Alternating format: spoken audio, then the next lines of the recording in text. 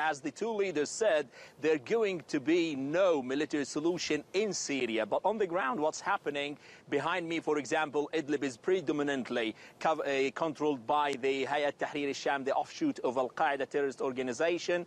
And there is a report coming out from the city that still there's tension between the rebel groups inside the city, and also the Syrian regime, as many of the activists are telling us from inside the city, is preparing for an escalation maybe in the coming few days. But the reports coming from Vietnam and the Asia-Pacific Summit, the two leaders are reiterating the importance of de-escalation zones, the importance of deconfliction, and the involvement of all the Syrian factions in the ongoing peace process in Geneva and in Astana. Whether these talks are going to hold, we need to wait and see in the coming few days how the development on the ground will play out.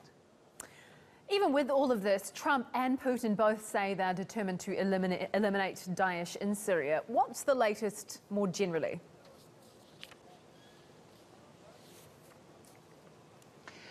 Well, Kim, recently the Syrian regime, separate from the SDF, the US-backed forces, the Syrian Democratic Forces, the YPG, Kurdish militias, they both defeated ISIS in their stronghold, de facto capital in Raqqa, and then in Abu Kamal. Abu Kamal is the city that is on the border with Iraq, where we know that many of the leaders who used to be in Raqqa, they moved to Abu Kamal on the border, but the popular mobilization forces, Al-Hashd al-Sha'bi, is pushing from Al-Qa'im city in Iraq, while the Syrian regime is pushing from here, from Syria, and they were defeated in Abu Kamal. But recently, they've retaken like almost 50% of Abu Kamal.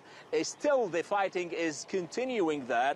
The Hezbollah, the Iranian proxy in Syria, is still the spearhead of the operation, and the fighting continues. Now, the coalition says they will go on with the coordination between all the factions on the ground, whether the Syrian regime, backed by the Russians, or the SDF, backed by the American Air Forces. They're going to defeat Daesh, and then they're going to have the Geneva Conventions or the Astana talks in order to find political solution, a transitional period to the Syrian problem to solve it, whether Assad will stay, early election will happen. All these things are going to be discussed in the coming meetings that both leaders are trying to convene all the factions, the Syrian factions, to find a solution to what's going on.